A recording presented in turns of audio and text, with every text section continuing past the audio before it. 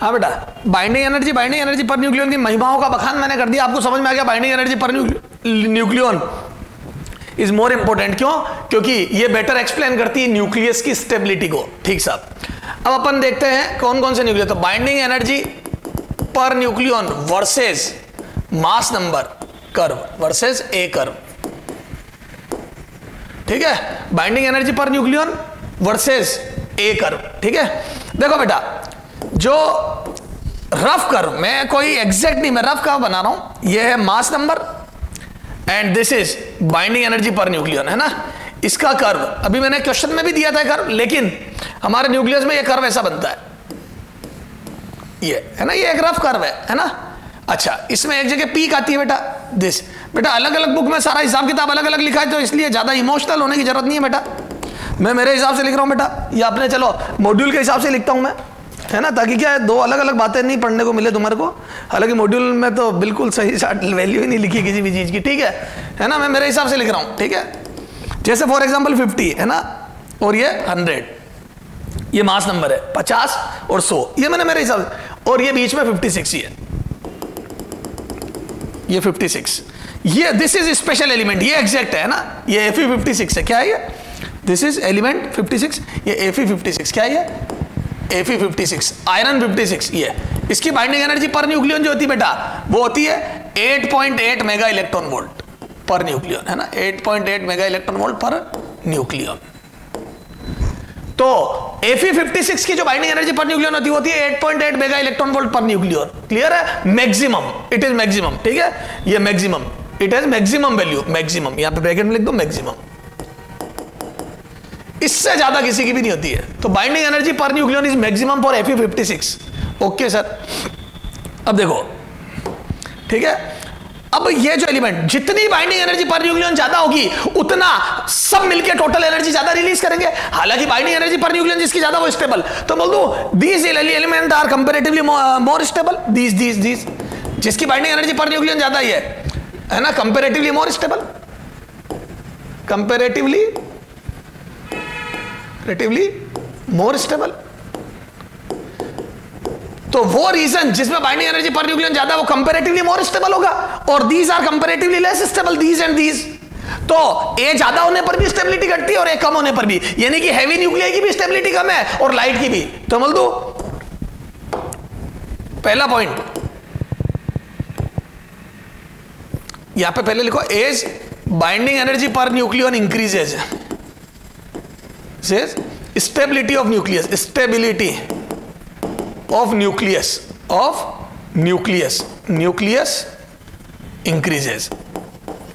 तो जैसे जैसे binding energy per nucleon increase होगी, वैसे वैसे न्यूक्लियस की स्टेबिलिटी इंक्रीज होगी। ये सब मैं पहले समझा चुका हूं आपको, है ना।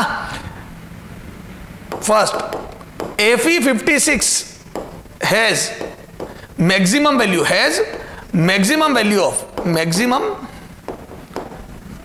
Value of binding energy per nucleon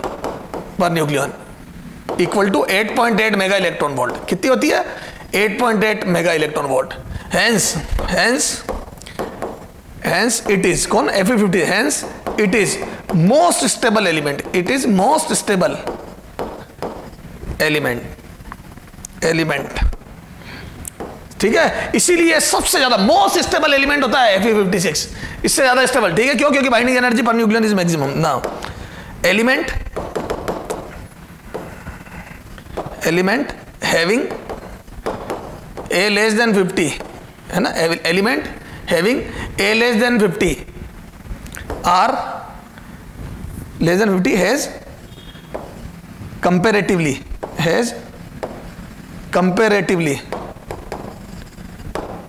comparatively less value of binding energy per nucleon, hence these are less stable। ठीक है, ये फटाफट जुड़ जाते हैं, less stable. And to increase, अब क्या करें? टू इंक्रीज स्टेबिलिटी,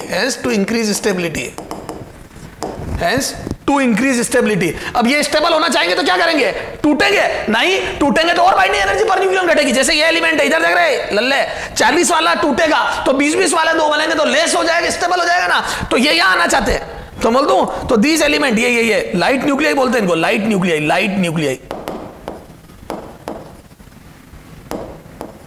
ठीक है, ये सारे लाइट न्यूक्लियाई इधर आना चाहते हैं। ये तो ये इस रीजन के जितने भी एलिमेंट है ये सब वहां जाना चाहते हैं। क्लियर है, तो लेस स्टेबल है वहां जाना चाहते हैं। तो मैं बोल दूं, hence these are less stable and to increase stability, है ना। ये यहां पे लिख देना, ए लेस देन 50 पे लाइट एलिमेंट लिख दो, है ना। हैविंग ए लेस देन 50, यहां पे लिख दो light element,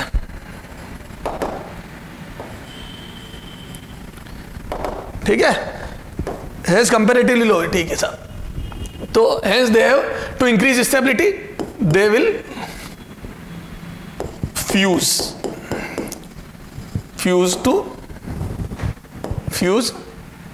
they will fuse to each other, है ना। hence have tendency to stable या less stable and have tendency, सीधा यूं ही कर दो ना, and have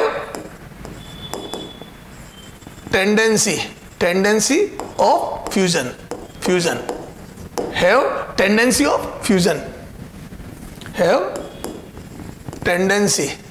of fusion, to increase their stability, to increase their stability by increasing binding energy per nucleon। समझ गए। जैसे ये फ्यूज होंगे, देखो थोड़ा सा यूं लिखो लैंग्वेज, तो they have tendency to fuse, क्यों, क्योंकि फ्यूज होंगे तो जैसे 20 वाला भी 30 वाला 30 से फ्यूज होगा तो 60 वाला बन जाएगा, यहां आ जाएगा, तो कंपैरेटिवली ज्यादा होगी बाइंडिंग एनर्जी पर न्यूक्लियन, तो स्टेबिलिटी की ओर जा रहे हैं। क्लियर है। तो जैसे जैसे इस मिड वाले रीजन में, और इनकी टेंडेंसी क्या होगी, फिजन की, क्यों, क्योंकि ये टूटेंगे, ये देखो, क्योंकि ये और जुड़ेंगे, जैसे 110 वाला 110 में जुड़ गया तो और उधर चला गया और लेस स्टेबल हो गया, तो ये सारे लोग इधर आएंगे, ये तो ये टूटने की प्रवृत्ति रखते हैं और ये जुड़ने की। क्लियर है, less stable to increase binding energy. ठीक है, ये हो गया। अब आ जाओ 2, 3 point, third point, element having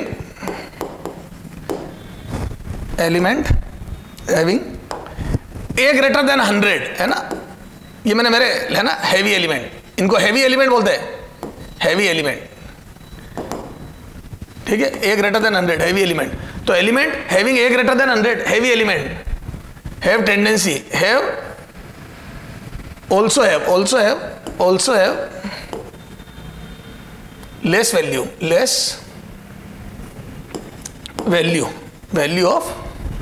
of binding energy per nucleon, and have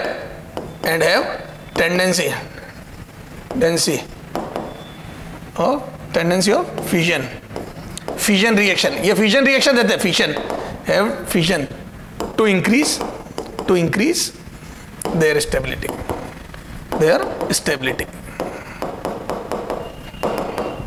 ठीक है। तो क्या क्या पॉइंट की बात हो गई, Fe56 की मैक्सिमम वैल्यू होगी 8.8 होती है, याद रखना बेटा, ठीक है। और element having A less than 50 has comparatively less value of binding energy per nucleon, ठीक है, लाइट एलिमेंट बोलते हैं इनको।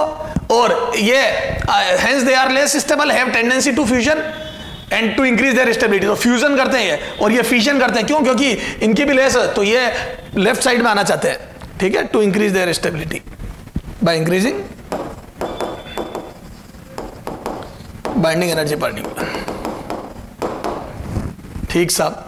तो हल्के जुड़ना चाहते हैं, भारी टूटना चाहते हैं और मिड में आना चाहते हैं, Fe56 सबसे मस्त हुआ है, ठीक है। तो दिस इज रफ कर्व, क्या है ये, रफ कर्व। अब थोड़ा सा अपन क्या करते हैं बेटा, इसको एग्जैक्ट कर्व की तरफ, मतलब एग्जैक्ट कर्व में थोड़े तारे सितारे कैसे बने होते हैं वो दिखाता हूं, समझना, है ना। हालांकि अपन वो कर्व नहीं बना पाएंगे, बहुत प्रैक्टिकल और बहुत वो वाला कर्व होता है उसमें उनको भी नहीं पता है जिसने बनाया एग्जैक्ट, ठीक है। तो अब देखो इसमें क्या होता है बेटा, बीच बीच में छोटी मोटी पीक होती है, ये ऐसे बीच बीच में छोटी मोटी पीक आती रहती है ना, ये तो अब देखो ये क्या है, तो अगर एग्जैक्ट कर बनाएंगे तो वो थोड़ा सा ऐसा कुछ दिखेगा, है ना। अब ये अपने को ये नहीं पता कब कहां क्या, अब सुनना, अब इसका लॉजिक क्या है वो बता देता हूं मैं, है ना भाई, कहां पे कैसी पीक आएगी, क्यों आएगी, मतलब ये क्यों आ रही है पीक, मतलब उसका लॉजिक बता देता हूं। देखो जो स्टेबिलिटी कर्व होता है, एक और चीज बताता हूं तेरे को जबरदस्त, है ना, ये देख, जो न्यूक्लियर स्टेबिलिटी कर्व, क्या बता रहा हूं मैं, न्यूक्लियर स्टेबिलिटी कर्व, ठीक है, जो न्यूक्लियर स्टेबिलिटी कर्व होता है, ठीक है, वो ये देख, ये सब, ये यूं,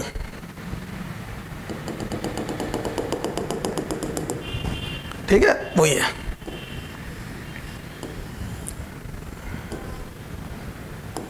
ठीक है, ये n बाई जेड का रेशियो है, क्या है ये, n by Z, not Z by n, n by Z, and this is 1.6, ये क्या है 1, ये n by Z equal to 1, तो ये दो लाइन बनाई मैंने, ठीक है, और ये है अपना neutron, number of neutron, number of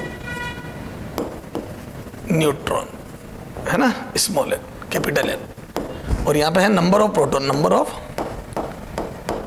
proton p, ठीक है, जेड लिख दो, एटॉमिक नंबर से लिखते हैं ना उसको, ये, तो ये कर्व है अपना n, ये n वर्सेस z कर्व, है ना, n, ये नंबर ऑफ न्यूट्रॉन इधर है, नंबर ऑफ प्रोटॉन इधर है, कैपिटल N से न्यूट्रॉन को लिखा और z से प्रोटॉन को लिखा, ये स्टेबिलिटी कर, ये जो सॉलिड लाइन है ये स्टेबिलिटी को शो करती है, डॉटेड लाइन नहीं, ये सॉलिड लाइन, डॉटेड लाइन तो इस बात को शो करती है कि इस लाइन पर प्रोटॉन न्यूट्रॉन का नंबर इक्वल है, तो ये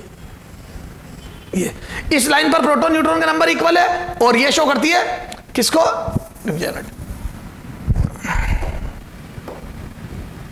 इस पेन से बता रहा हूं मैं, ये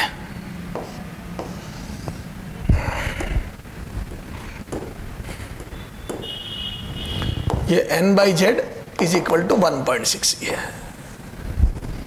तो इस वाली लाइन पर n बाई जेड बराबर 1.6 है, इस वाली लाइन पर n बाई जेड बराबर 1 है। ये जो सॉलिड लाइन है, ये दिस सॉलिड लाइन, ये न्यूक्लियस की स्टेबिलिटी का कर्व है। सर कहना क्या चाहते बता देता हूं, for light element, this is for light element, ये छोटे, ये लाइट है ना, दीज आर लाइट एलिमेंट, ठीक है, लाइट एलिमेंट, ठीक है, और दीज आर हैवी एलिमेंट, ये क्या है, हैवी एलिमेंट, ठीक है, तो हैवी एलिमेंट में न्यूट्रॉनों के नंबर ज्यादा होने चाहिए, इसका लॉजिकल रीजन भी बताऊंगा मैं, अभी पढ़ूंगा न्यूक्लियर फोर्स, तब सही बात है, न्यूट्रल पार्टिकल ज्यादा होने चाहिए, प्रोटॉन ज्यादा हो गए तो वो तो रिपेल करेंगे एक दूसरे को, और फिर वो न्यूक्लियर फोर्स में ज्यादा बेटर समझा पाऊंगा मैं। हाँ, अब देखो ये वाला जो रीजन है, ये यहां पे मैं बोल दूं n by Z is greater than 1.6, sir क्यों, इस वाले रीजन में, ये इससे ऊपर वाले रीजन में, यहाँ सर क्यों, देखो ना, जैसे ये लाइन है तो यहाँ न्यूट्रॉन प्रोटॉन का रेशो 1.6 है, जैसे यहाँ 1.6 है, लेकिन अगर यहाँ चले गए इस वाले कोई एलिमेंट की बात कर दूं तो न्यूट्रॉन ज्यादा हो गए, यहाँ पे न्यूट्रॉन इज मोर देन, मतलब 1.6 के रेशो से भी ज्यादा हो गए, तो ये न्यूट्रॉन बढ़ेंगे, तो जैसे इस कर्व से ऊपर जाऊंगा नंबर ऑफ न्यूट्रॉन बढ़ रहे हैं उसी प्रोटॉन पे, और जैसे नंबर ऑफ न्यूट्रॉन बढ़ रहे हैं तो रेशो 1.6 से बढ़ गया, तो इधर, और यहां आ जाऊंगा मैं, इधर देख, अगर मैं यहां आ जाऊंगा यहां पे, तो मैं बोल दूं यहां पे इससे नीचे, तो मैं बोल दूं न्यूट्रॉन कम हो जाएंगे उसी प्रोटॉन पे, तो रेशो 1.6 से कम हो जाएगा, तो यहां पे n बाई जेड का रेशो लेस देन 1.6 है इस वाले रीजन में, और इस वाले रीजन में ग्रेटर है। थोड़ा ध्यान से बेटा, इस सॉलिड कर्व के ऊपर n बाई जेड का रेशो ग्रेटर देन 1.6 है, सॉलिड कर्व के नीचे लेस देन 1.6 है, और ये वाली लाइन एग्जैक्टली 1 वाली है, तो 3-4-5 लाइनें बना दी मैंने, ठीक साहब, रीजन बना दिए। अब एक बात बताओ, यहां पर ज्यादा हो गया, लेकिन अगर ये कोई एलिमेंट है, तो वो स्टेबिलिटी गेन करने के लिए क्या करेगा, इस कर्व पे आना चाहेगा, यानी कि वो अपने न्यूट्रॉन को कम और प्रोटॉन को बढ़ाना चाहेगा, तो बोल दो न्यूट्रॉन प्रोटॉन में कन्वर्ट होगा, तो फॉर, है ना, region having n by Z greater than 1.6, है ना, region having, region of element having this will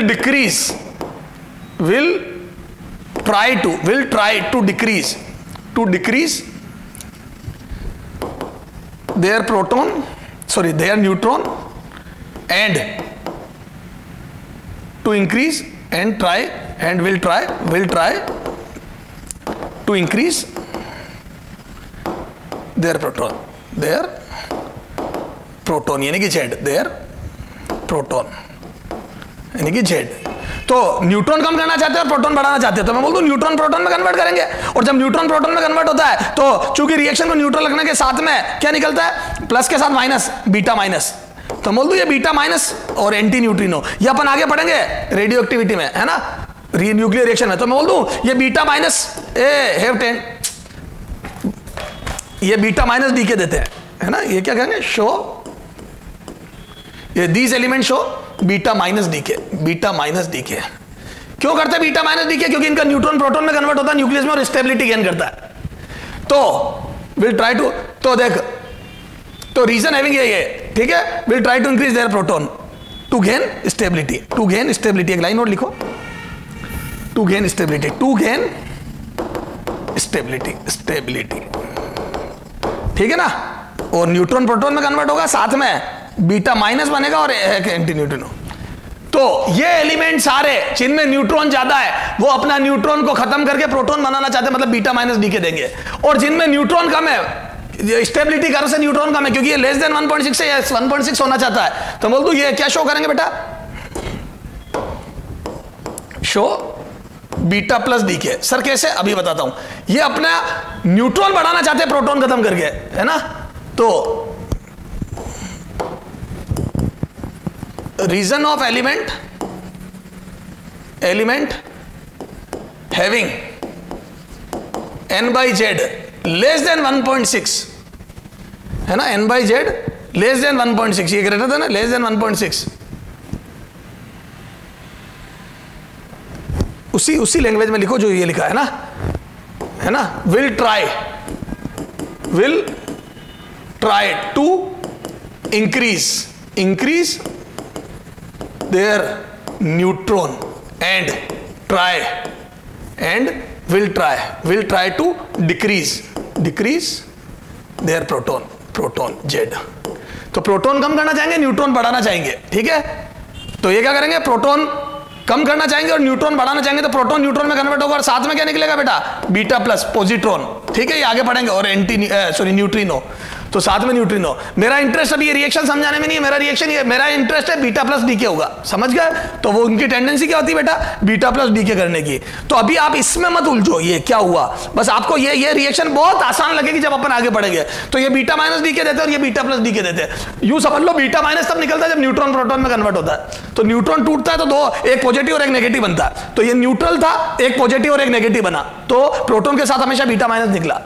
और यहां पे ये प्रोटॉन टूटा तो चूंकि पहले से प्लस चार्ज था और यहां पे न्यूट्रॉन बना, न्यूट्रल हो गया, तो साथ में एक बीटा प्लस निकलेगा, एक पॉजिटिव चार्ज, पॉजिट्रॉन बोलते हैं इसको। इन सब के बारे में मैं अल्फा बीटा गामा डीके में समझाऊंगा। तो ये आप समझ लेना, ये बाद में समझेंगे, बाद में समझ आएगा।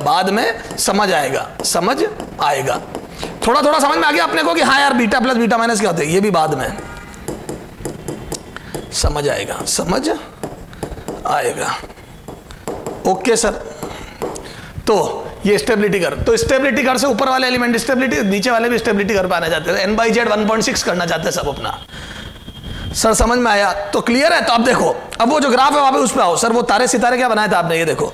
तो इस ग्राफ में तो एग्जैक्ट कर्व में ऐसे ये पीक्स जो आते हैं, तो क्या मैं बोल दूं, अच्छा अब लाइट एलिमेंट सुनो, लाइट एलिमेंट, तो ये तो हो गया स्टेबल। तो लाइट एलिमेंट में n बराबर z होता है, तो n बराबर z होता है, नंबर ऑफ प्रोटॉन और न्यूट्रॉन इक्वल होते हैं, है ना, फॉर स्टेबिलिटी। तो लाइट एलिमेंट की स्टेबिलिटी तब होती है जब उनमें प्रोटॉन न्यूट्रॉन इक्वल होते हैं, और हेवी एलिमेंट में n ग्रेटर देन z होता है, n greater than z। Clear है। तो भारी एलिमेंट में न्यूट्रॉन ज्यादा होते हैं और हल्के एलिमेंट में दोनों इक्वल होते हैं, तो ये कंपैरेटिवली ज्यादा स्टेबल होते हैं। ओके सर, तो यहां आ जाओ। तो क्या मैं बोल दूं, ये जो लाइट एलिमेंट है ये, इनमें न्यूट्रॉन प्रोटॉन इक्वल होंगे। तो देखो ये पता कौन कौन से एलिमेंट हो सके, जैसे ये होगा 2He4, ये तो थोड़ा आगे चला गया, 6C12, तो ये कंपैरेटिवली जो मोर स्टेबल एलिमेंट होंगे 6C12, है ना, 7N14, मतलब मेरे को नहीं पता है कि कौन कितना ज्यादा होता है, लेकिन ये है ना, ये हो जाएगा जैसे 8O16। तो जिनमें प्रोटॉन न्यूट्रॉन इक्वल है, these are comparatively more stable. तो जिनमें प्रोटॉन न्यूट्रॉन इक्वल नहीं है उनके कंपैरिजन में ज्यादा। तो अड़ोस पड़ोस में प्रोटॉन न्यूट्रॉन इक्वल नहीं है, तो जिनके प्रोटॉन न्यूट्रॉन इक्वल है दीज आर, तो मैं बोल दूं ये सब ये सारे एलिमेंट, ये ऐसे 2He4 भी आएगा कहीं, ये 2He4 है ना, ये दीज आर कंपैरेटिवली, ये n बराबर z वाले एलिमेंट हो गए, ठीक है, तो ये लॉजिक है। तो ये जो पीक बन रहे हैं ना छोटे छोटे, तो ये देखा गया नेचर में ये सब एग्जिस्ट कर रहे हैं। कार्बन, हाइड्रोजन, ऑक्सीजन, नाइट्रोजन, ये सब एग्जिस्ट कर रहे हैं क्योंकि ये कंपैरेटिवली ज्यादा स्टेबल है दूसरों से। क्यों?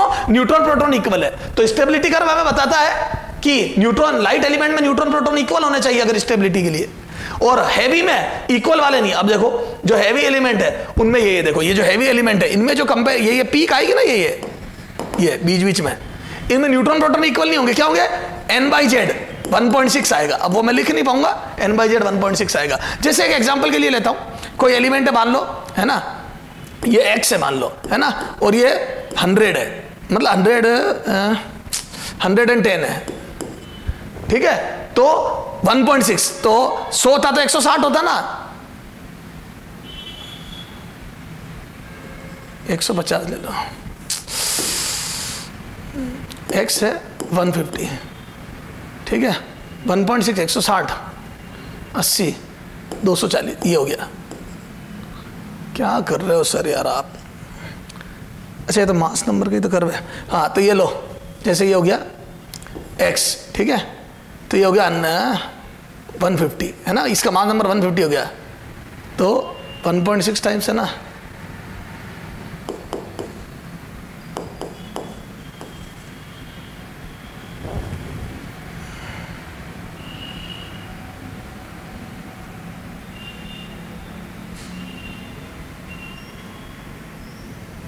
सौ 160 260 ना, आधा 130 कर, ये जैसे हो गया 130, है ना, और ये 50। अब देख, तो ये 1.6 आ गया। तो जिन एलिमेंट में देखो इसमें न्यूट्रॉन कितना गया 80, अरे 130 माइनस 80 और प्रोटॉन 50, तो 80 बदला 50 कर तो 1.6 आ रहा है। तो जिनका रेशो 1.6 बैठ रहा होगा वो स्टेबल। तो लोगों ने देखा कौन कंपैरेटिवली ज्यादा स्टेबल है और फिर इनका हिसाब किताब बनाया, तो ये हिसाब किताब बना, ये वाला इस ग्राफ जैसा हिसाब किताब बना। तो सर हमें समझ में आ गया, क्लियर है क्या बेटा जी? अच्छा अगर मैं बोल दूं, सुनना, अगर मैं बोलूं तेरे को, देख दिमाग लगाना हो, अगर मैं बोलूं कि जैसे इसके पड़ोस वाला, ये तो ये हो गया, इसके पड़ोस वाला एलिमेंट है ना, जिसमें या इसके जस्ट पास वाला एलिमेंट जिसमें ये है हिसाब किताब, ये ठीक है ना, 131, तो बोल दो इसमें प्रोटॉन तो 50 है, न्यूट्रॉन 81 है, और रेशो देखा मैंने तो ये आ गया कितना 1.6 से ज्यादा, 6 से ज्यादा, तो बोल दो इट इज ग्रेटर देन 1.6। तो न्यूटन आ गए कितने 81 divide by 50 is greater than 1.6। तो क्या मैं बोल दूं ये beta minus decay show करेगा, ये देख, क्योंकि ये इस रीजन में आ गया, ये इस रीजन में ग्रेटर देन, ये एलिमेंट यहां आ गया ग्रेटर देन वाले रीजन में, तो ये beta minus decay show करेगा। ये क्या करेगा? अपने न्यूट्रॉन को प्रोटॉन में कन्वर्ट करा लेगा। क्या करेगा? अपने न्यूट्रॉन को प्रोटॉन में कन्वर्ट करा लेगा, अपने न्यूट्रॉन को प्रोटॉन में कन्वर्ट करा लेगा। ये हालांकि ये देखिए क्या है,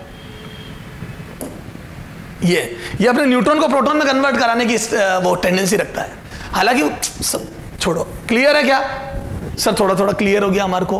तो लाइट एलिमेंट चाहते हैं हमारे n बराबर z और वो उसी टाइप से काम करते हैं, ठीक है। इसीलिए C देखो कार्बन के आइसोटोप होते हैं 6C12, 6C13, 6C14, सबसे ज्यादा स्टेबल 6C12 होता है, याद है 6C।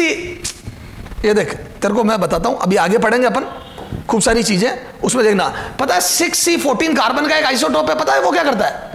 बीटा। बताओ क्या चाहेगा वो? तो मैं बोल दूं देखो इसके अंदर अभी क्या ज्यादा है, बता 6C14 में क्या ज्यादा है? मैं बोल दूं 8 न्यूट्रॉन और 6 प्रोटॉन है, तो बोल दूं number of neutron is greater than proton, प्रोटॉनों से न्यूट्रॉन ज्यादा है, ठीक है। तो ये चाहेगा न्यूट्रॉन कम और प्रोटॉन बढ़े, जैसे दो का डिफरेंस है, तो एक न्यूट्रॉन कम हो जाए और एक प्रोटॉन बढ़ जाए तो मजा आ जाएगा। तो वो वही काम करता, पता ही है 7, 8, 14, तो ये एग्जिस्ट ही नहीं करता, मतलब एग्जिस्ट मतलब ये रहना ही नहीं चाहता, स्टेबल ही नहीं होता, तो ये बन जाता है। तो C14 is an unstable element, और ये N14 में बदल जाता। कैसे? तो ये अपने न्यूट्रॉन को प्रोटॉन में तोड़ देता है अंदर न्यूक्लियस के अंदर, और बीटा माइनस बना देता है साथ में। तो बोल दूं ये बीटा माइनस डी क्या करेगा, और एक गामा रे निकलेगी, सॉरी एंटी न्यूट्रिनो निकलेगा। ये तो तेरे समझ में आई होगी। तो C14 क्यों लेस स्टेबल है, समझ में आ गई? क्योंकि ये लाइट एलिमेंट है, इसका मास नंबर 14 बहुत कम होता है। तो लाइट एलिमेंट में n बराबर z चाहिए मुझे, क्लियर है? n बराबर z चाहिए, n बराबर z चाहिए। ओके सर, समझ में आ गई सर। तो सर ये था, आनंद आ गया हमारे को? बिल्कुल बेटा, आनंद आने वाली बात है। तो स्टेबिलिटी कर, क्लियर है बेटा? तो सर ये तो मजा आ गया। तो ये सारी बात किसकी हो गई बेटा? अपने binding energy per nucleon versus कर की। लाइट जुड़ना चाहते हैं, हेवी टूटना चाहते हैं। जुड़ने की प्रक्रिया को, दो लाइट है न्यूक्लियाई के जुड़ने की प्रक्रिया को फ्यूजन रिएक्शन बोलते हैं, और हेवी के टूटने की प्रक्रिया को फिजन रिएक्शन बोलते हैं। फिजन रिएक्शन दो टाइप की, कंट्रोल और अनकंट्रोल होती है। इन सब की बातें अपन चेन रिएक्शन बाद में करेंगे। मेरा इंटरेस्ट अभी ये समझाना है ही नहीं तेरे को, मेरा इंटरेस्ट तो अभी ये समझाना है कि कैसे कैसे ये और ये कैसे बने। तो पहले हमने रफ कर्व बनाया, उसके बाद थोड़ा थोड़ा हमारे को लॉजिक समझ में आया कि क्या होता है स्टेबिलिटी कर्व, क्या होता है, तो हमारे पास थोड़ी और जानकारी आ गई। और एक बहुत महत्वपूर्ण जानकारी है, ये Fe56 is most stable element. ठीक है, इस कर्व को बेटा थोड़ा थोड़ा हटा के सही कर लेना, ये लाइन है ना, थोड़ा साफ सुथरा एक बना दो। तो सर न्यूक्लियर्स की स्टेबिलिटी हमारे समझ में आ गई, क्लियर है, न्यूमेरिकल हमारे समझ में आ गए, ठीक है। चलो बेटा, हाँ बेटा अब इसको लिख लेते हैं अपन, ठीक है ना, ये जो अपन ने करा न्यूक्लियर स्टेबिलिटी कर, इसकी अपन थोड़ा सा लिख के इसको समराइज कर देते हैं, ठीक है। तो अब इसमें जो उसी हिसाब से लिखते हैं जैसा मॉड्यूल में लिखा था कि तुम कंफ्यूज नहीं हो, ठीक है ना। अब देखो, तो उसमें जो सॉलिड लाइन थी, सॉलिड लाइन किसको, solid line represents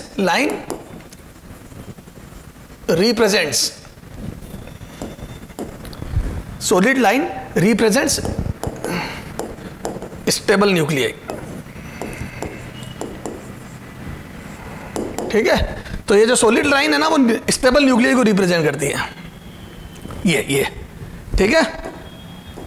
for light element है ना, और लाइट एलिमेंट के लिए क्या होगा, for light stable nuclei, for light stable nuclei, बोलो क्या होगा, n would be equal to Z,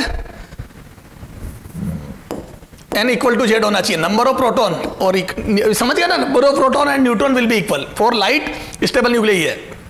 for heavy है ना, this वही language, this n by z ratio increases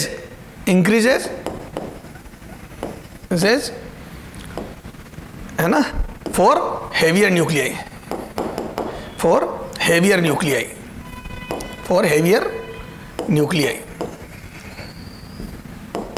है ना। This n by z ratio increases for heavier nuclei for their stability, for their, है ना, for heavier stable nuclei, for heavier stable nuclei कर दो, stable nuclei. तो जो heavy stable nuclei होता है उनके n by z का रेशियो बढ़ता है ना, एंड बिकम्स अबाउट 1.6, है ना, और बढ़ते बढ़ते 1.6 के करीब हो जाता है। ओके सर, है ना। अब द न्यूक्लियाई लेफ्ट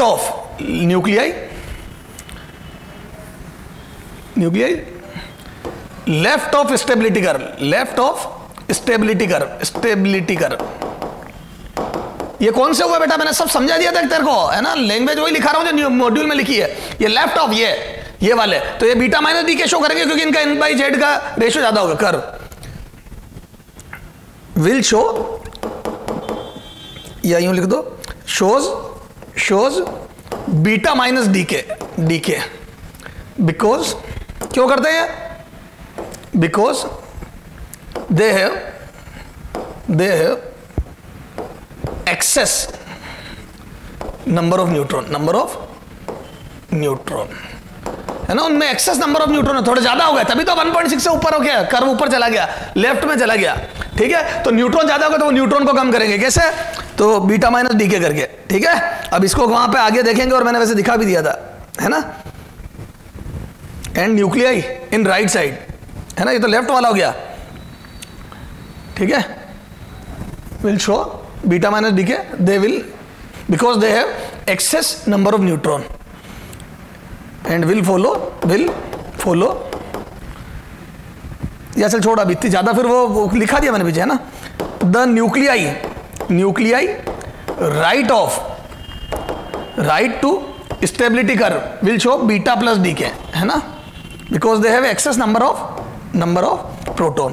तो इनके पास एक्सेस नंबर ऑफ प्रोटॉन होते हैं, ठीक है, प्रोटॉन जेड।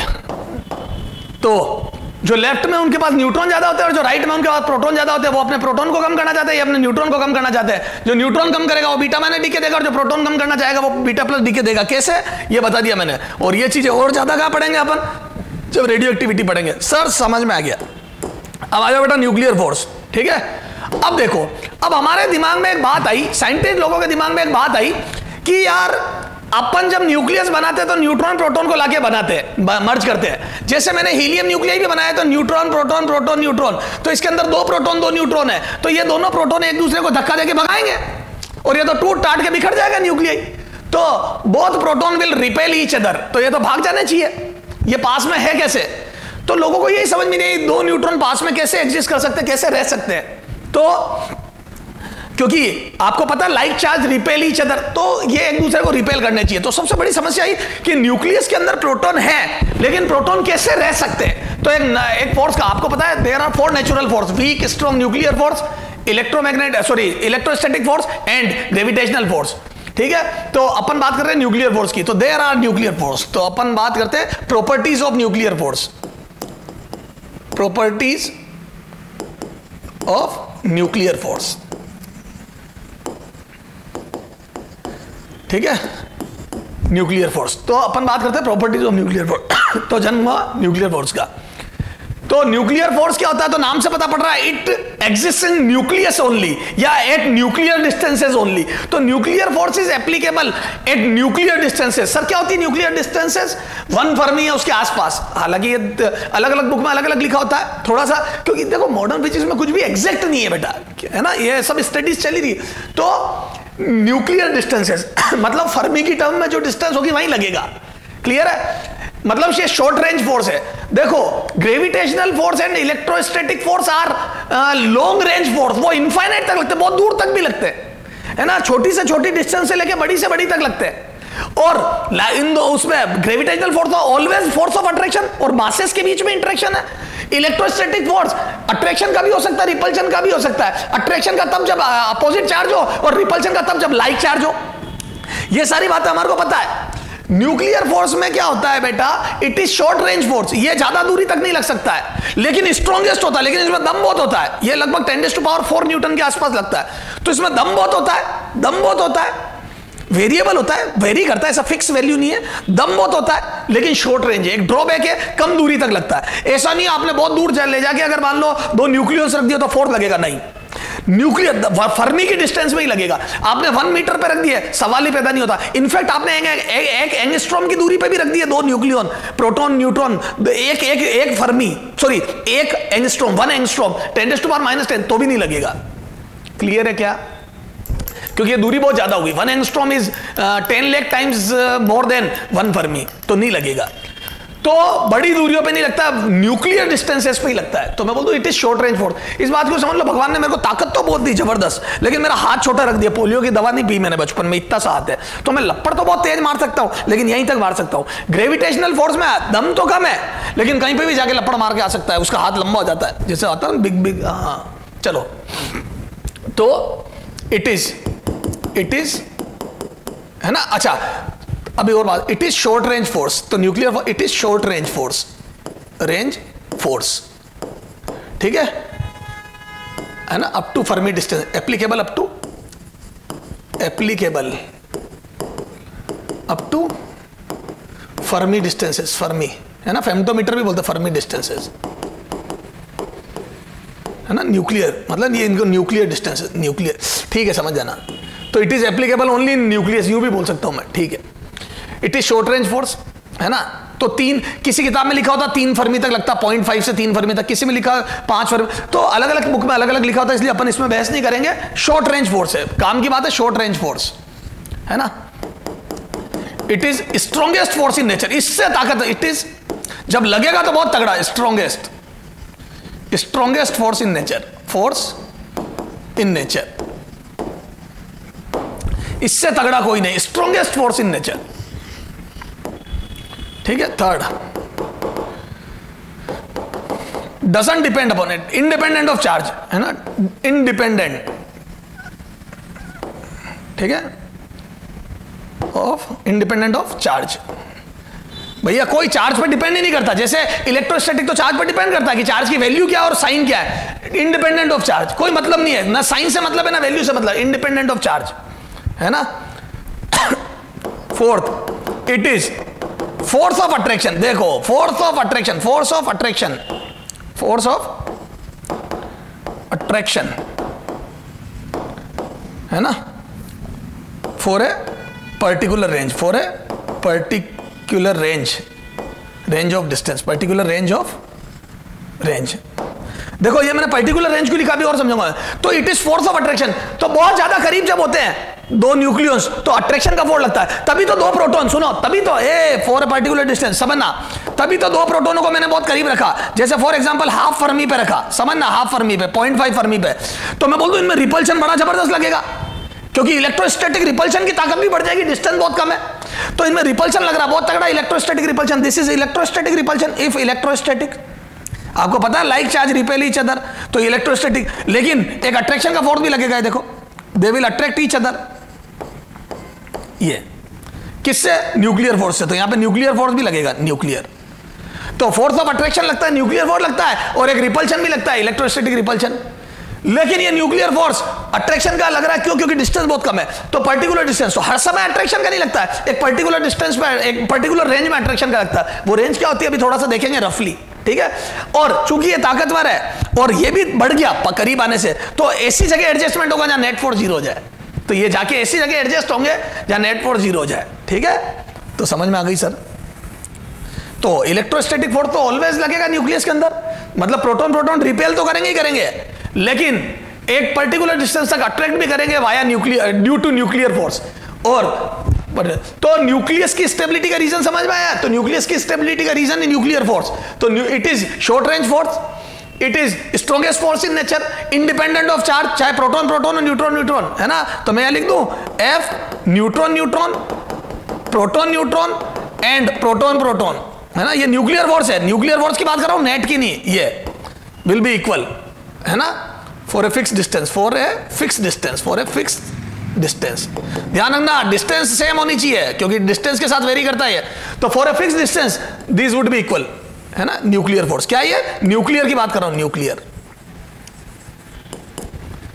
ठीक है। तो न्यूक्लियर फोर्स तो इक्वल होगा, ठीक है, तो अभी न्यूक्लियर की बात कर रहे हैं, चलो आ जाओ आगे।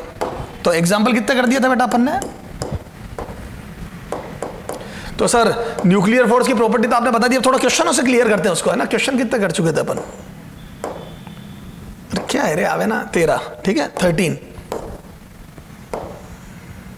अब आ जाओ एग्जाम्पल 14। इफ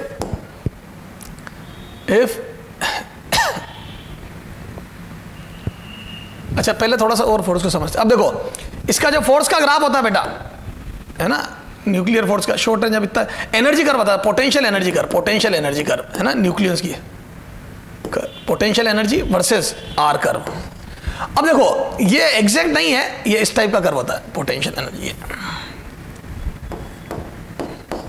ये 1 फर्मी के आसपास पोटेंशियल एनर्जी मिनिमम होती है ये, और आपको पता है ये देखो स्लोप खींचो तो नेट फोर्स भी 0 आ गया, ये नेट फोर्स के हिसाब से बनेगा, क्योंकि इलेक्ट्रो न्यूक्लियर जो भी लग रहे लगने दो, तो पोटेंशियल एनर्जी ये 1 फर्मी के आसपास, है ना, ये होती है मिनिमम, ये यू मिनिमम, वैल्यू नहीं लिखनी अपने को, और इधर जाने पे भी बढ़ती है, इधर जाने पे भी बढ़ती है। और देखो ये 1 फर्मी, 3-4 फर्मी, किताबों में किसी में 3 लिखा होता, किसी में 4, 3-4 फर्मी के बाद ये पोटेंशियल एनर्जी लगभग 0 ही हो जाती है, ठीक है, चेंज नहीं हो रही है, और पोटेंशियल एनर्जी चेंज नहीं हो रही, तो मैं बोल दूं फोर्स भी 0 होगा, एफ बराबर d U by d x, F बराबर minus d U by d x, तो बोल दो पोटेंशियल एनर्जी चेंज नहीं हो रही है, और तो मैं बोल दूं 0 आ जाएगा, तो एफ बराबर 0 आ जाएगा, क्यों, तो नेट फोर्स 0 हो जाएगा। तो जैसे जैसे डिस्टेंस बढ़ेगी फर्मी से, तो वैसे वैसे पोटेंशियल एनर्जी डिक्रीज होती जाएगी, और फाइनली कांस्टेंट हो जाएगी 0 के करीब, और पोटेंशियल एनर्जी कांस्टेंट हो गई, तो मैं बोल दूं नेट फोर्स भी 0 हो जाएगा, तो मैं बोल दूं न्यूक्लियस के बीच में फोर्स खत्म हो जाता है। तो 3 फर्मी तक फोर्स लगता है, 3 फर्मी के आसपास, किसी में 3 किसी में 5, ये डिस्टेंस अलग अलग लिखी होती है, कोई फिक्स नहीं है, रटो मत, ठीक है। और ये इधर, और जितना करीब लाते हैं तो ये फोर्स ऑफ रिपल्शन लगने लग जाता है। देखो मेरी बात सुनो, मेरी बात को समझना, आप पहले इनफाइनाइट से 2 न्यूक्लियस को करीब लाए, मैं प्रोटॉन ही ले रहा हूं, 2 प्रोटॉन को करीब लाए, या चलो 2 न्यूट्रॉन ले लो, 2 न्यूट्रॉन को करीब लाए, तो लाते रहे, तो पहले पोटेंशियल एनर्जी चेंज नहीं हुई, क्योंकि इलेक्ट्रोस्टैटिक फोर्स तो लग ही नहीं रहा है, और लग भी रहा तो नेग्लिजिबल लग रहा है, मैं तो कह रहा हूं 2 प्रोटॉन भी तो नेग्लिजिबल लग रहा है ना, और रिपल्शन का लग रहा है 2 प्रोटॉनों के बीच में, तो मैंने मेहनत करी, तो या तो प्रोटॉन प्रोटॉन होंगे, या प्रोटॉन न्यूट्रॉन होंगे, या न्यूट्रॉन न्यूट्रॉन। मैं करीब लाऊंगा तो तभी तक तो कोई वर्क डन नहीं करा। क्यों? क्योंकि न्यूक्लियर फोर्स नेग्लिजिबल है और इलेक्ट्रॉन पे न्यूक्लियर डोमिनेट करेगा। 3 फर्मी के अंदर आऊंगा मैं, तो मैं बोल दूं पहले न्यूक्लियर फोर्स रिपल्शन का लग रहा है। क्या लग रहा है बेटा? रिपल्शन का। तभी तो मुझे पास आने में मेहनत करनी पड़ी। अरे बोलो, ठीक है। 3 फर्मी के अंदर, सॉरी 3 फर्मी के अंदर अट्रैक्शन का लग रहा है, तो मैं बोल दूं 3 फर्मी से अंदर इस रेंज में अट्रैक्शन का फोर्स है, तो 3 फर्मी के अंदर वो खुद ला रहा है, तो मैं बोल दूं खुद एक दूसरे को खींच रहे, जैसे फोर्स ऑफ अट्रैक्शन लग रहा है, तो खुद एक दूसरे का work done by the nuclear force हो गया। तो इस रीजन में work done by the nuclear force, by the nuclear force, तो work done by the nuclear force होगा इस रेंज में, इसमें। और work done by the nuclear force है, तो मैं बोल दूं पोटेंशियल एनर्जी डिक्रीज होगी, तो यू डिक्रीज होगी, क्योंकि वो वर्क कर रहा है तो एनर्जी देगा तो उसकी डिक्रीज होगी। तो ये देखो पोटेंशियल एनर्जी डिक्रीज होते होते तो नेगेटिव हो गई, ठीक है। ये यहां पे देखो, तो इस रीजन में वर्क डन हो रहा है, क्लियर है, डिक्रीज हो गई। उसके बाद वापस इंक्रीज होने लग गई पोटेंशियल, और पोटेंशियल एनर्जी इंक्रीज होगी मतलब उसके अगेंस्ट वर्क होगा, क्लियर है। तो ज्यादा करीब समझ गया, यहां तक तो work done by the force है, तो पोटेंशियल एनर्जी बढ़ी। इसके बाद इधर यार क्या बात है, मैं वापस देख यार सारी बात। एक तो क्या है, फोर्स और इनके दोनों के कर्व एक जैसे होते हैं ना, तो बोलने में गलती हो जाती। इधर देख, मैं इनफाइनाइट से, अभी न्यूक्लियर फोर्स के बाद इनफाइनाइट से इनमें फोर्स ऑफ अट्रैक्शन, पहले कुछ नहीं लग रहा था न्यूक्लियर फोर्स, 3 फर्मी तक कुछ भी नहीं लग रहा था। अपन 3 लेके चलते हैं, छोड़ो 3 फर्मी तक कुछ भी नहीं लग रहा था, तो कोई वर्क डन नहीं हुआ, ना करा ना अगेंस्ट हुआ, ठीक साहब। तो पोटेंशियल एनर्जी 0 की 0। फिर जैसे ही आया 3 फर्मी के बाद फोर्स ऑफ अट्रैक्शन लगने लगा, तो उन्होंने एक दूसरे को खींचा पास में, तो मैं बोल दूं work done by the nuclear force है, work done by the nuclear force है। और जब याद है कोई भी फोर्स वर्क करता था एनर्जी देता है, तो उसकी पोटेंशियल एनर्जी कम होने लग गई, ये देख कम हो गई। तो यहां तक पोटेंशियल एनर्जी कम हुई। थोड़ा आप इसको डार्क करके समझ, तो ये मैं बोल दूं पोटेंशियल एनर्जी कम हुई, ये देख। ये क्यों घटी समझ में आ रही है? क्योंकि work done by the nuclear force है। क्या है? W bye the nuclear force, by the nuclear force, ये ठीक है। तो यहां तक पोटेंशियल एनर्जी क्या हो गया? घटती रही। हाँ, उसके बाद क्या होगा बेटा? अच्छा, ये घटती रही, फिर बढ़ने लग गई। बढ़ने का मतलब क्या? उसके अगेंस्ट होने लग गया। तो 1 फर्मी से और करीब आने पर रिपल्शन का फोर्स लगता है यहां है ना। तो यहां अट्रैक्शन का फोर्स है, F अट्रैक्शन का है, अट्रैक्शन, तभी तो पोटेंशियल एनर्जी घटी, उन्होंने खुद ने एक दूसरे को अट्रैक्ट करा। यहां पे F रिपल्शन का, रिपल्शन है ना, तभी तो पोटेंशियल एनर्जी बढ़ने लग गई, क्योंकि ये रिपेल कर रहे थे और अपन जबरदस्ती इनको पास ला रहे थे, तो ये पोटेंशियल एनर्जी बढ़ने लग गई। तो 1 फर्मी के करीब आने पर ये एक दूसरे को रिपेल करने लग जाते हैं। अगर नहीं करते तो मर्ज नहीं हो जाता पूरे, ये कोलैप्स नहीं कर जाता न्यूक्लियस। बिल्कुल सही कह रहे हो सर। तो स्टेबिलिटी ऐसे समझ में आती है। तो this is potential energy versus you curve, ठीक है। यहां पे फोर्स 0 हो गया, सॉरी यहां पहले अट्रैक्शन का लगा, फिर रिपल्शन का लगा, यहां आके नेट फोर्स 0 हो गया। यहां पर इलेक्ट्रोस्टैटिक और वो दोनों फोर्स इक्वल हो गए। ये नेट का था फोर्स है ना, तो यहां पे मैं बोल दूं, यहां पे F nuclear, F electro is equal to F nuclear, है ना। ये तो F नेट 0 है ना, F नेट 0, ठीक है। du by dx से भी कर सकते हो आप। स्लोप देखो, यहां पे स्लोप पॉजिटिव आ रही है। स्लोप पॉजिटिव मतलब क्या हो गया? du by dx पॉजिटिव, और एक माइनस बार होता तो ये नेगेटिव फोर्स है, और अट्रैक्शन को नेगेटिव बोलते हैं क्योंकि r के उल्टा फोर्स लगता है। और यहां पे स्लोप 180 से बड़ा एंगल आएगा तो स्लोप नेगेटिव आएगी, और एक बाहर माइनस होता तो नेगेटिव पॉजिटिव। अरे देखो ना, F बराबर माइनस du by dx होता है ना बेटा। तो ये स्लोप, इसकी स्लोप नेगेटिव, तो ये नेगेटिव आया स्लोप इसकी, और एक माइनस बाहर है तो यहाँ पे पॉजिटिव आ जाएगा फोर्स। F बराबर पॉजिटिव, अट्रैक्शन रिपल्शन का फोर्स पॉजिटिव मतलब r की डायरेक्शन में है, और तुम ला उल्टा रहे हो तो फोर्स ऑफ रिपल्शन है यहाँ। तो यहाँ रिपल्शन का फोर्स है, यहाँ अट्रैक्शन का फोर्स है। सर समझ में आ गई? तो ये ठीक है बेटा। अगले टर्न पे क्वेश्चन करके और इसको खत्म करेंगे, तो ये हो गया। हाँ बेटा, अपन ने न्यूक्लियर फिजिक्स पढ़ रहे थे, अपन न्यूक्लियर फिजिक्स अपन ने लगभग कंप्लीट कर ली थी। अपन ने mass defect, binding energy per nucleon देखी थी, ग्राफ देखा था, स्टेबिलिटी कर्व देखा था, n/z वाला वर्सेस a का कर्व n वर्सेस z का कर्व देखा था, n/z के रेशियो देखे थे, ठीक है। न्यूक्लियर फोर्स देखे थे, ठीक है। आ जाओ, क्वेश्चन नंबर 13 तक हो गए थे शायद अपने, है ना। एग्जाम्पल 14 देखना कहाँ तक हुई सीक्वेंस, ठीक है। अब अपन थोड़ा सा क्वेश्चन देखते हैं कि अगर मान लो जैसे 2 प्रोटॉन है अपन ने, है ना, बहुत ज्यादा 2 प्रोटॉन है ना, और ये अपन ने 1 एंगस्ट्रॉम के डिस्टेंस पे रखे थे, ठीक है। तो these proton,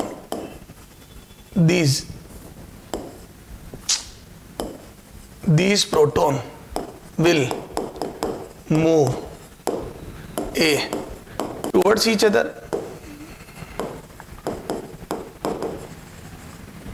B away from each other, away from each other,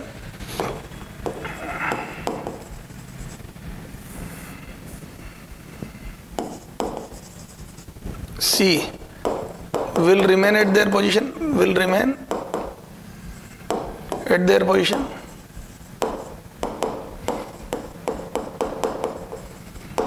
D can't say. बोलो। अब देखो बेटा, इस पे एक तो इलेक्ट्रोस्टैटिक रिपल्शन लग रहा होगा, एफ इलेक्ट्रोस्टैटिक, ठीक है, ये है ना, ये येलो वाला सॉल्यूशन का पार्ट है बेटा, इलेक्ट्रोस्टैटिक रिपल्शन। तो there is an electrostatic repulsion और एक न्यूक्लियर फोर्स लग रहा होगा, एफ न्यूक्लियर, ठीक है। बट ये एफ न्यूक्लियर लग नहीं रहा होगा, क्यों? क्योंकि एप्लीकेबल ओनली फॉर, है ना, अब वो याद है 1 फर्मी 3 फर्मी 5 फर्मी, वो अपने को पता नहीं होता है ना, applicable only for Fermi distances. तो मैं बोल दूं फेम्टोमीटर फर्मी डिस्टेंसेस, तो ये तो सिर्फ फर्मी डिस्टेंसेस तक ही एप्लीकेबल होता है, ठीक है ना। तो अभी तो वो लग नहीं रहा होगा डिस्टेंसेस, तो ये नहीं लग रहा होगा, तो मैं बोल दूं they will move away from each other, तो अवे फ्रॉम ईच अदर, तो ये एक दूसरे से दूर जाएंगे, पास नहीं आएंगे, क्लियर है। तो these two proton will move away from each other. हाँ, अगर ये फर्मी की टर्म्स में होती डिस्टेंसेस तो फिर कहानी अलग होती। वो सर आपने क्यों नहीं दी? वो मैंने इसलिए नहीं दी क्योंकि उसके लिए कोई एग्जैक्ट डेटाज नहीं है, कोई क्या बोलता है कोई क्या बोलता है, ठीक है ना। तो अभी अपन वो वाली बात नहीं करेंगे जिसमें कंफ्यूजन क्रिएट हो, ठीक है। अच्छा, आगे आ जाओ।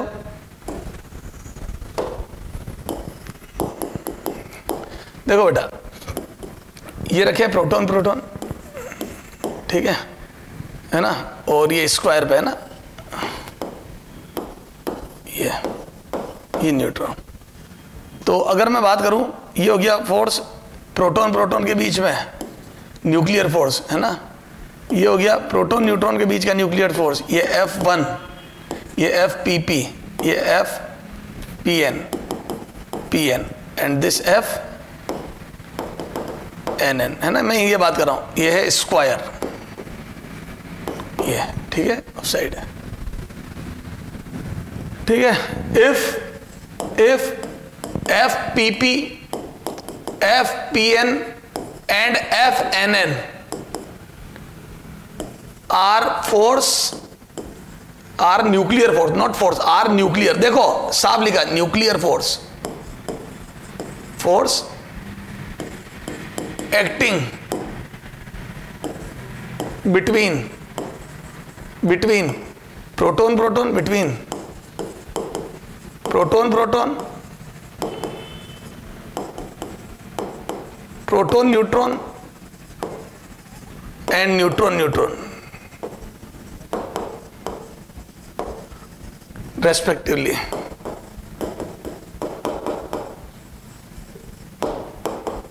देन अब सुनना, देखो बच्चा क्या क्वेश्चन ध्यान से नहीं पढ़ता, इसमें खूब मिस्टेक करता है। जैसे यहां पे भी अगर मैं बताओ, यहां अगर मैं प्रोटॉन न्यूट्रॉन कर देता तो, या न्यूट्रॉन न्यूट्रॉन कर देता तो अगर मैं यहाँ पे प्रोटॉन न्यूट्रॉन या दोनों न्यूट्रॉन न्यूट्रॉन कर देता, तो मैं बोल दूं उनके बीच में इलेक्ट्रोस्टैटिक रिपल्शन भी नहीं लग रहा होता। क्यों? क्योंकि चार्ज पे डिपेंड करता, और एक भी न्यूट्रल हो जाता तो नेट फोर्स 0 हो जाता, मतलब इलेक्ट्रोस्टैटिक फोर्स 0 हो जाता, तब आता will remain at their position, तो आंसर आता सी। क्लियर है? अरे बोलो बेटा। तो अभी अपन सिर्फ क्या बात कर रही है?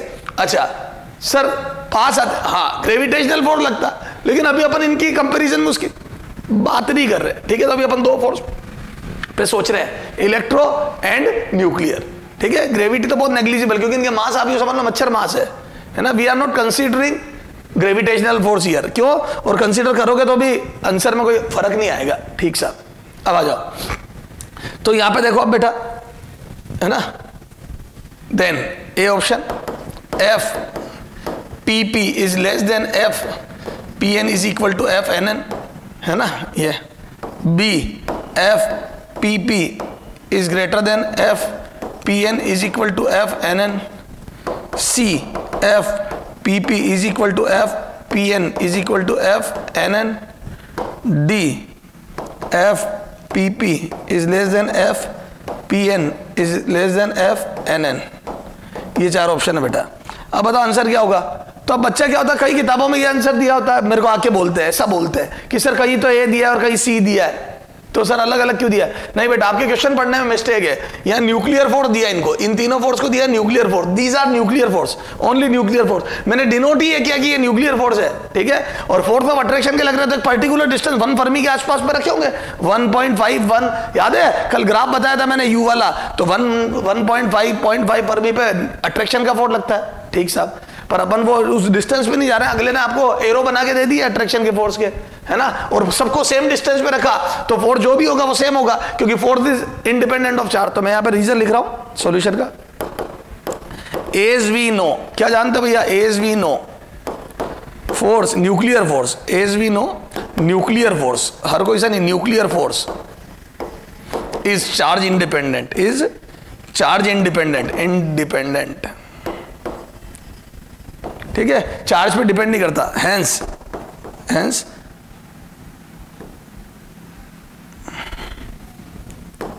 Will be equal for all, will be equal, जब डिपेंड ही नहीं करता तो इक्वल होगा, तो ये आंसर। तो चाहे प्रोटॉन प्रोटॉन हो, चाहे प्रोटॉन न्यूट्रॉन हो, चाहे न्यूट्रॉन न्यूट्रॉन हो, सेम डिस्टेंस पे सेम लगेगा। क्लियर है क्या? Doesn't depend upon charge. Okay sir, ये समझ में आ गया। सर फिर ये वाला आंसर कब होगा? अगर ये न्यूक्लियर फोर्स नहीं बोल के बोलता नेट फोर्स है। देखो एग्जाम में दोनों क्वेश्चन पूछे मैं, in previous question example 16, in previous question if force is given forces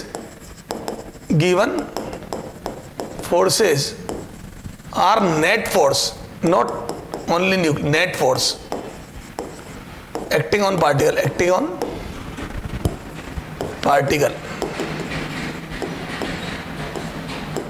not net, then तब क्या होगा?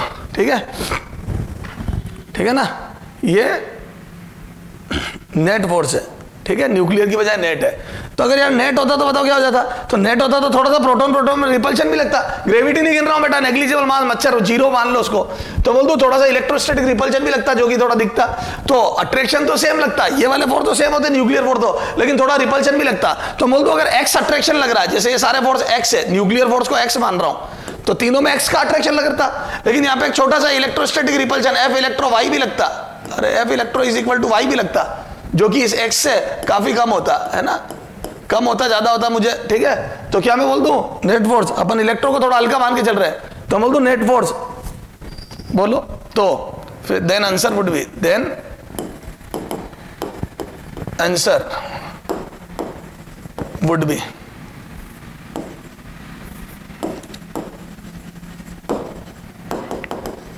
एफ पी पी थोड़ा कम हो जाता है, एफ पी एन और F N N, F N N और पी पी तो इक्वल होते हैं, ठीक है। ये ग्रेविटी नहीं काउंट कर रहा हूं, ठीक है सर, समझ में आ गई? क्लियर है क्या?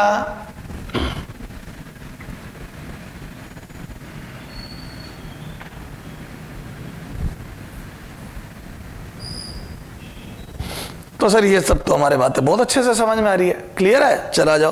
तो ये अपन ने थोड़ा सा न्यूक्लियर फोर्स के बारे में बात कर ली है ना, शॉर्ट रेंज फोर्स है, स्ट्रॉन्गेस्ट फोर्स है, ठीक है, ये प्रोटॉन, ठीक सर। अब आगे जाओ, एक क्वेश्चन में थोड़ा सा रिवीजन के हिसाब से पूछता हूं तुम्हारे से, एक दो क्वेश्चन थोड़े से और करते हैं। हाँ, इन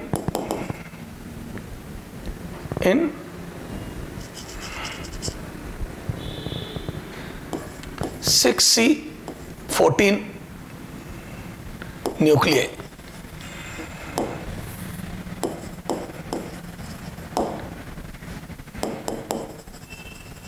there are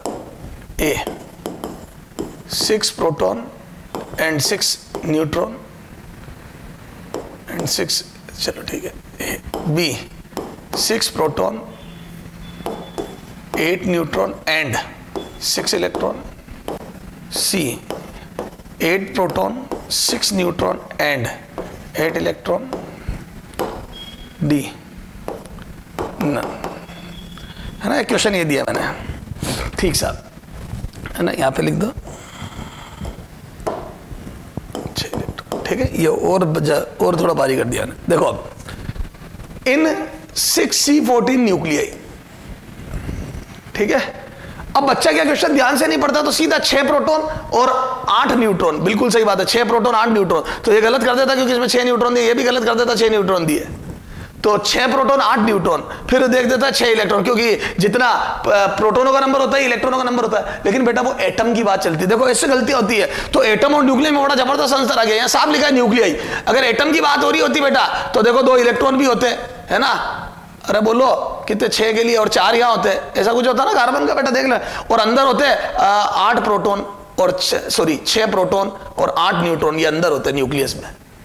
तो एटम होता तो 6 इलेक्ट्रॉन भी गिनता, अभी तो उसे साफ साफ लिखा न्यूक्लियाई, तो ये सारी बातें तो हटी गई। तो अभी अपन न्यूक्लियर फिजिक्स पढ़ रहे हैं, यहाँ पे एटम की बात चल ही नहीं रही है, तो बोल दो 6 प्रोटॉन ये, तो ये आंसर गलत होगा, है ना। तो बच्चा राइट करता है, राइट मार के क्रॉस मारना, क्यों? क्योंकि 6 इलेक्ट्रॉन नहीं होंगे अंदर, क्लियर है ये।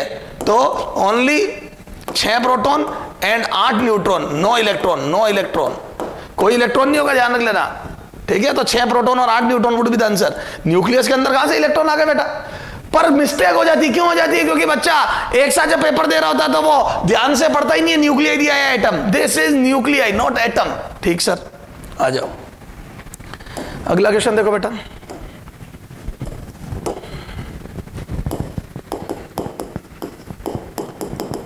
इन a nuclear reaction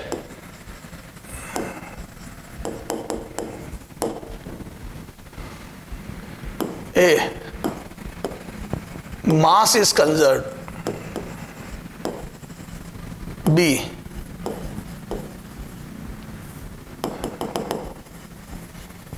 energy is conserved,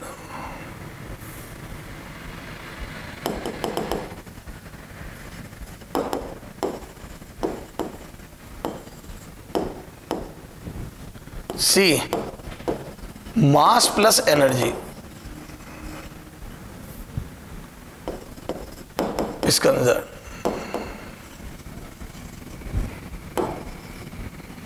D charge is conserved। बोलो इनमें से कौन सा आंसर राइट होगा? तो किसी भी न्यूक्लियर रिएक्शन में अकेला मास कंजर्व नहीं होता, according to Einstein mass can be converted into energy and energy अकेली एनर्जी कैन बी कन्वर्टेड। आप खुद सोच लो ना, कोई भी न्यूक्लियर रिएक्शन होती है तो जो एनर्जी रिलीज होती है वो आती कहां से? समझ में आ गई? तो ओनली मास है ना, इनमें से काइनेटिक एनर्जी वगैरह आ जाती पार्टिकल में, तो मैं बोल दूं mass plus energy would be conserve. Yes, mass plus energy would be conserve, ठीक है। ओनली मास और ओनली एनर्जी कंजर्व नहीं होती है। आ जाओ अगला। अच्छा आप सुनना, in a nuclear reaction, for a nuclear reaction which of the following is correct? For a nuclear reaction, कौन सी nuclear reaction? A plus B gives you C plus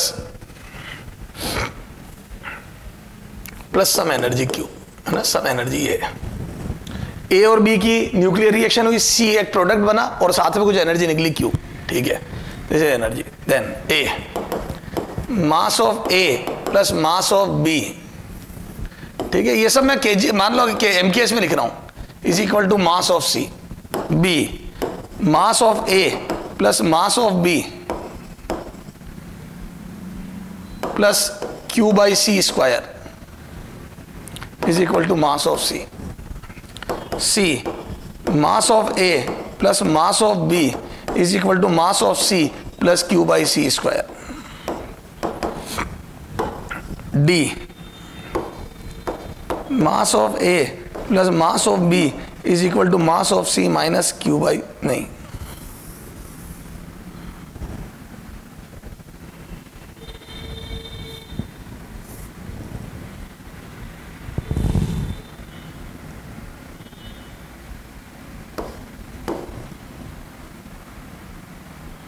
is equal to mass of C plus Q, QC square, ये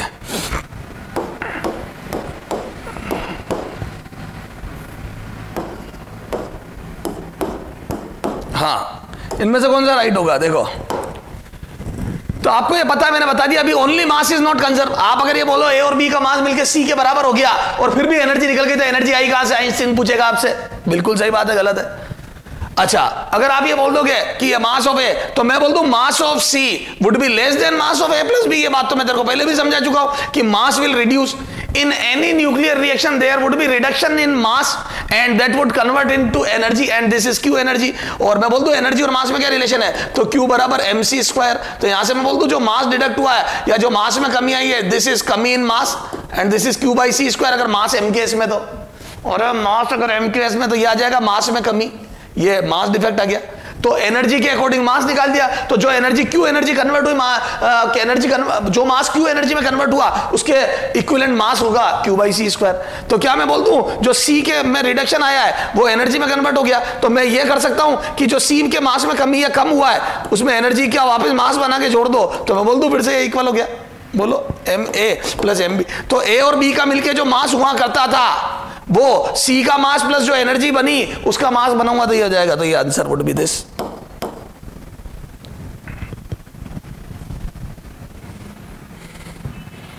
ठीक है, चलो, तो ये समझ में आ गई सर? बोलो बच्चों। तो mass of A plus mass of B is equal to mass of C plus Q by C square. ठीक सर। तो ये सारी बातें अपने पिक्चर क्लियर है। चला गया, चलो।